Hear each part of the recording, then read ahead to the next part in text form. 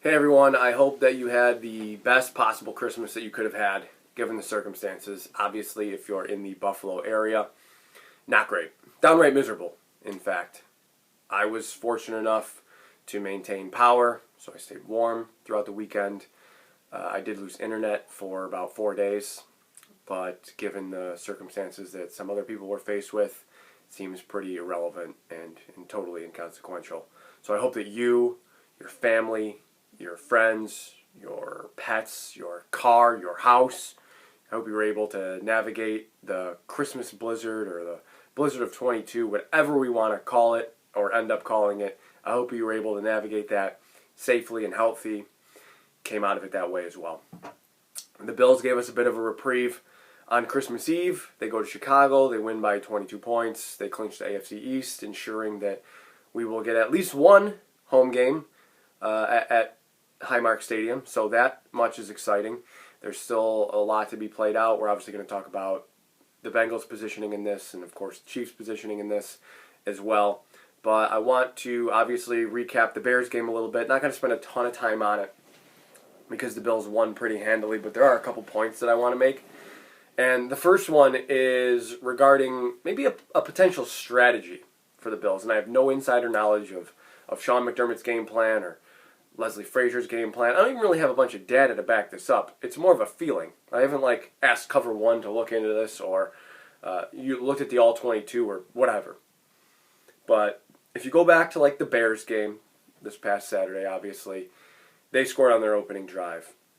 The Dolphins didn't score on their opening drive, but I believe they scored on the second drive. The Patriots scored on their first or second drive. The Lions scored, I believe, on their first drive. The Browns scored on their first or second drive, maybe both. The Vikings moved the ball well early on. So this has been a thing for the Bills the past couple of weeks. And granted, they've won all these games with the exception of the Vikings game. But their defense doesn't seem to be as sharp as it is. Doesn't seem to be as sharp, I guess, on the first or second drive early in the game, in the first quarter, as they are throughout the remainder of the game. And my point is that maybe there is some strategical element to that. And here's my past evidence. Because Sean McDermott, we know, will use his timeouts like find-outs. That's my favorite nickname for them. His timeouts are find-outs because he will use the timeout to find out what formation the offense is going to line up in, what personnel they're going to use, etc. We've seen him use timeouts like that on defense all the time throughout his career here as the head coach of the Bills.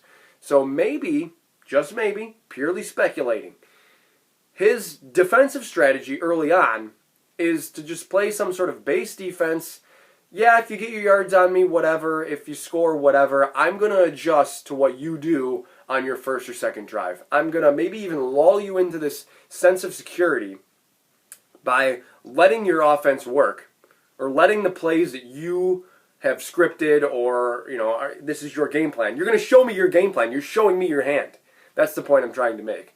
Yep, you're going to show me what you want to do, what you think you'll be good at today, and then I am going to adjust, not even at halftime, I'm going to adjust right away after the first or second drive, right in the first quarter, and I'm going to take that away immediately. And I think that that has a level of brilliance to it, to be honest with you, and I'm not calling myself brilliant, okay, for coming up with that. I just think that there is a level of brilliance to that because coaches tend to be, at least in, this is really kind of across all sports, they tend to be really stuck in their ways and a little bit stubborn and not willing to adapt. So I think if you can embrace that, this is a bit more of a broader point, obviously. I think if you can be willing to adapt on the fly even, not just over the course of a season, over the course of your career, literally on the fly, in the first quarter, okay, let's just adapt to this. That's our plan. Our game plan is to adapt. I think that's a really smart thing. Because the Bills let the Bears pretty much go right down the field. They would have scored sooner had it not been for that penalty, the holding penalty on the 1-yard line. 8 plays, 64 yards, touchdown Bears. The Bills answered right back with a 71-yard touchdown drive of their own. And here's what the Bears did the rest of the time on offense. They had a 25-yard drive. They got in the Bills' territory where they turned it over on downs. So that 8 plays, 64 yards, then a 25-yard drive, a turnover on downs. This is the rest. 1 yard. These are their full drive total yardage gain. 1, 19, -1. That's the end of the half. 9, 5, 2, 53. They turn it over on downs again. 1, -2, -4. And then a 25 yards at the end where Nathan Peterman, which is just proof that life comes full circle. Nathan Peterman ends the game with an interception against the Bills. That is Sean McDermott and Nathan Peterman, like I said, completely full circle. So the Bills defense really just put the clamps on the Bears. Like I said last week, the Bears are really, really bereft of NFL caliber talent. And the only reason that they kind of stayed in the game at certain points where it was like 21-13 and the Bills punted the ball because they kind of went to sleep a little bit at the end of the third and the beginning half of the fourth quarter where they went 3 and out and punted, the Gabe Davis fumble, Josh was intercepted on an overthrow on a check down, and then they went 3 and out again, but the defense was able to stand tall. They got a turnover on downs, I believe it was. Whatever. They like I said, they put the clamps down on Chicago, and then the Bills were able to finish it off with 2 consecutive touchdown drives to put the game completely out of reach. But that's kind of how the game felt the whole time. Even though Josh wasn't great, he had another red zone interception. Don't really know what he's trying to do on that play. Maybe he just doesn't see Kyler Gordon coming over at all, and he just thinks he can drop it in the bucket to McKenzie. I think they've run that play a couple times in the red zone, or that type of play, that style of play, and got it to McKenzie before. It just didn't work that time because he just didn't see Kyler Gordon coming over. So it wasn't great. But Josh still had a pretty good game. I mean, he ran for 41 yards. He only had 172 passing, but he counted for 3 more touchdowns. And was knocking on the door of another before he turned it over in the red zone. And obviously, that's on him. That's certainly some people will like to tell you. They love to tell you if they play like that against the Bengals, they're definitely gonna lose. Sure. I like to think that every game is independent of one another. It's not Josh's fault that there was a missed field goal, that Gabe Davis fumbled. But sure, he's on the hook for those 2 interceptions, and you want him to clean those up, of course. Like I said, I'm not going to dwell too much on this Bears game. The Bills won by 22 points. They clinched the division. That's the important thing. So they are 12-3. The Chiefs are 12-3. The Chiefs have Denver at home. A game that, I think we all think that they're going to win, and then they finish up in Las Vegas, who is kind of waving the white flag. They're benching Derek Carr. They are probably not going to play too much of Josh Jacobs or Darren Waller or Devontae Adams throughout the last couple of weeks. So don't plan on Kansas City losing. And if they do lose, you'll have that. The benefit of that is you'll have that information because if they do lose, which I don't think anyone will be to Vegas and Jarrett Stidham, okay? If they do lose this week to Denver, you'll have that information going into this game against Cincinnati because you're on Monday night. It might be the game of the year. And just because of the level of teams that are playing, you have a 12-3 team against an 11-4 team, and also what's on the line. I mean, you're talking about the 1 seed being on the line. The Bills win, they're the 1 seed. The Bengals win, they're the 2 seed, so the Bills become the 3. The Bills are either going to be the 1 or the 3 by the end of the day. And there's still way more factors that come into play, which I'm going to talk about in a sec, but that has got to make you feel a little uneasy, because if you're the 3 seed, you're probably, not definitely, but you might be looking at a road game again in the divisional round. And that could be, again, back in Cincinnati, who would have already beat you there. There's still tons of factors that come into play. There's a whole week that has to be played after that, which will settle the seeding. But it's just kind of annoying how Kansas City can just come out smelling like a rose, like total bandits here, and just take the 1 seed by playing 2 bad divisional opponents, and the Bills and Bengals have to play each other. But this is a playoff game before the playoffs. It's a non-elimination playoff game, if that makes any sense at all. Because, like I said, the Bills could be the 1 if they win. If they lose, they're the 3, but they could still be the 2. They could actually still be the 1 if Kansas City would lose to Vegas. But I'm not planning on that happening. Because, But if Baltimore, minus Lamar Jackson, beats Pittsburgh on Sunday night, which again you'll know going into your game, that means that no matter what, because Baltimore has already beat Cincinnati, Baltimore will play Cincinnati in Week 18 for the division. And you've already beat Baltimore. Of course, you have a game up on them as well. You're a game, maybe even 2 games up on them at this point. I think they're 10-5. Yeah. But if you lose, you're 12-4. And if they win by beating Pittsburgh, they're 11-5. So even if they tie you, you've beat them. So you're going to root for Baltimore. I'm rooting for Baltimore on Sunday night. I'm obviously rooting for the Bills on Monday. But if the Bills lose and fall to the 3 seed, you're definitely rooting for Baltimore to beat Cincinnati because Baltimore can still jump Cincinnati in the division. So that tiebreaker would become useless, the Cincinnati tiebreaker with the Bills. So the Bills would jump back into the 2 hole if that happens. Do you follow? This is I know this is hard to follow, kind of. There's just a lot going on. We'll have a lot more clarity after this week, of course, but I would be remiss if I didn't discuss these types of things with you guys. So, you want the 1. Of course you want the 1. You want home field advantage throughout. If you lose, you're going to try to obviously hope for the 2 seed because that guarantees you, assuming you play on Wild Card Weekend, you have to win on Wild Card Weekend, but no matter what, your divisional round game is at home. Maybe you find yourself in Arrowhead again. But the Bills they're 12-3. We're talking about a 12-3 team that might end up being the 3 seed. I think the Titans were the 1 seed at 11-6 last year. We're talking about a 12-3 team, a team with a very good chance of, probably finishing at least 13-4. It's funny. If they finish 13-4, they could end up as a 3 seed. If they finish 14-3, they're going to be the 1. One game is going to make a world of difference here. And if you want to go back and dwell on losing to the Jets or losing to the Dolphins or even blowing that game against Minnesota, you're more than welcome to. But this is the circumstances you're faced with now. Beat Cincinnati.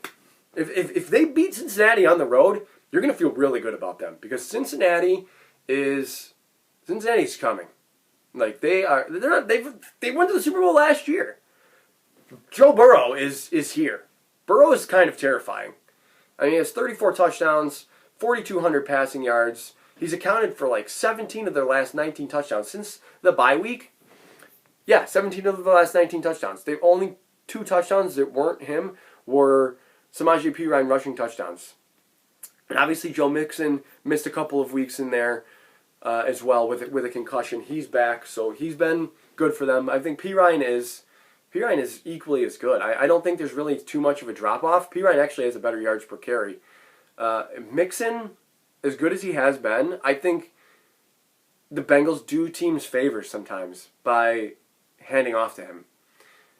Not that he's a bad player. I'm not saying that to be but you're taking the ball out of Joe Burrow's hands, who has T. Higgins and Jamar Chase at his disposal, and Tyler Boyd, and now Trenton Irwin, who's scoring touchdowns all of a sudden.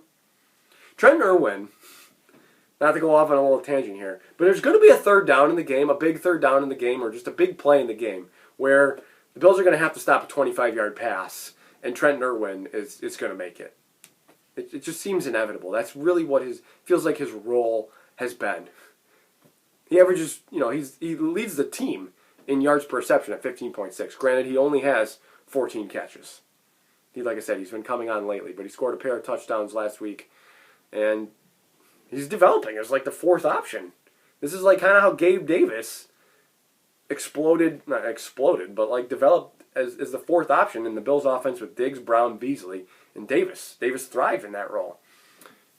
Davis, to his credit, has almost 800 yards receiving this year, but I think a lot of fans might tell you they were wrong on Gabe Davis because I think they thought he would just make this leap forward because of the role he was given, and he kind of really hasn't done that. But that's not to say the Bills, it's a weakness for the Bills necessarily. I think it's something I've talked about a lot. The Bills fans like to think that there's something broken or something wrong with the offense. They go to sleep at times, that's for sure. I don't really know what you're looking for necessarily. You want them to score on every drive. You want them to have the perfect game every game. It's just not realistic. It's not going to happen. They're going to punt at times. I wish it wouldn't be the whole third quarter, all we're going to do is punt. That type of thing. That seems like they've had blocks Like, oh man, we're scoring on 4 out of 5 drives, and then we just go totally silent for 4 drives in a row, and then we'll get you the points we need at the end. I'd rather not live and die that way. And that's kind of the way they've done it at times this year. Really at times throughout Josh Allen's tenure, with the exception of a couple of super fun games such as the perfect game in the playoff against the Patriots. Anyway, I want to talk obviously a little bit more about the matchup. Ja'Marr Chase missed 4 games. Doesn't matter. He's got 960 yards and leads them in. He's second in yards. Higgins is first with 1,022. So Higgins has played all the games. Well, actually, he only played 1 snap a couple weeks ago because he got hurt in warm-ups. But Chase has missed 4, and he's still second on the team in receiving yards, leads them in receptions, and leads them in receiving touchdowns. Guy's outstanding. I mean, this is the type of player that when he was drafted, you knew there's just no chance this guy's a bust. Just, I don't know why that is. Sometimes some guys you can just watch, and if you watched him at LSU, him and Burrow, of course, you just saw it. You knew. So, kudos to the Bengals for linking them back up. Higgins, I think, might be, him and Waddle, or whoever you want to throw into this mix with the best number 2 wide receiver. Like, Higgins is a 1. For me, Higgins is a 1. I think Higgins could be a 1 on any team, but he is the number 2 on that team, and that gives them a significant advantage. Where are they disadvantaged? Like I said, I think when they hand the ball off to Joe Mixon. Granted, he's averaging 4 yards a carry, 4.0. That's not great. That's pretty average. But, he has a knack for finding the end zone, for sure. He had that 5-touchdown game earlier this year against Carolina. He is a threat to catch the ball as well. He has 55 receptions. So, but again, that's throwing. That's putting the ball in Burrow's hands. And Burrow getting it to Mixon. When Burrow snaps, turns around, hands it to Mixon, I think advantage Bills. Especially now that La'el Collins has sustained an ACL injury, so obviously he's not going to be available until next season for the Bengals. So I think that might give the Bills a bit of an advantage on the D-line. The Bengals did spend a good portion of their offseason bettering the line with Ted Karras and Alex Kapp on the interior, and they've been good. Other than the first couple of weeks where the Bengals started 0-2, the Bengals were 0-2. They were 4-4. They couldn't protect Joe Burrow. They were having a hard time, and I think a lot of people kind of wrote them off. Thought, they're a fringe wildcard team. They'll be in the hunt at the end of it. And, I mean, look what they've done. They've won 7 games in a row. Obviously, since they were 0-2, they are now 11-2 in their last 13 games. So they're a team that got hot at the right time last year, and they're just scorching hot right now. They're also pretty good on defense, despite the fact that they've sustained a couple of injuries as well. Trey Hendrickson was injured. Sam Hubbard was injured. Hendrickson came back. Didn't play like his full complement of snaps last week, but I think that's just kind of how football works. I think that they'll get him back going. He doesn't lead the team in sacks, actually. Sam Hubbard does. And he's been injured the past couple of weeks with, I believe, an elbow injury, and he's back at practice this week. So they'll have their full complement of pass rushers. Where do the Bills have an advantage? I think it's on the outside. I don't love Eli Apple. You could maybe be like, hey, he's been better this year or something like that. I legitimately don't know. I've just only seen the guy get abused, to be honest with you. But they have Eli Apple, Mike Hilton, and then the rookie Cam Taylor. So Cam Taylor got in the lineup because Chidobe Awuzie was injured. So they've had a couple of injuries that they've had to overcome as well. But they're really good at safety with Von Bell and Jesse Bates, who's one of the favorites. He's definitely a fan favorite there. Logan Wilson's a really good, just a really solid linebacker for them. I mean, that might even be underselling it a little bit. Logan Wilson, I think, could have been the MVP of the Super Bowl. I've heard that conversation before, even from Bengals writers. Like, you go back and watch the Super Bowl, Logan Wilson had a strong case for MVP before the Rams ended up coming back and winning it. I kind of skipped where I thought the Bills had an advantage. Like I said, I think it's on the outside. I don't like Eli Apple. I think Cam Taylor's being a rookie. Granted, he's a higher pick out of Nebraska, second-round pick. Just the Bills' advantage is usually in the passing game, so hopefully that is it. And granted, the running game was very, very good this past week against the Bears, but it's the Bears.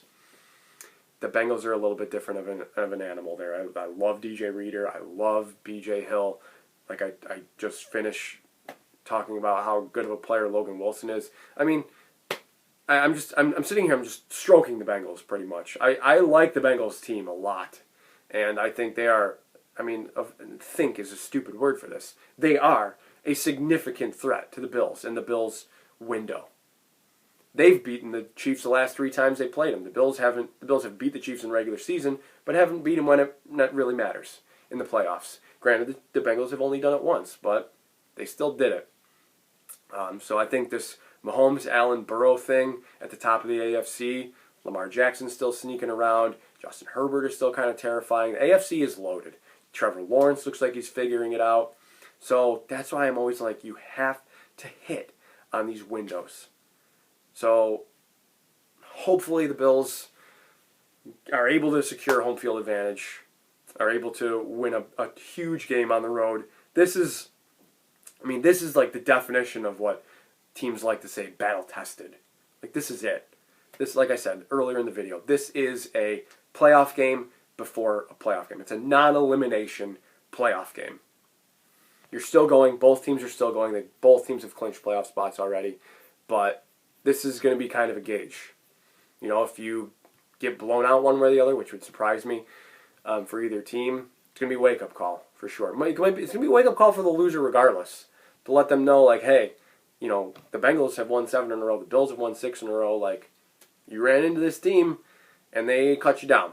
And you might see them again later. So I'm going to pick the Bengals.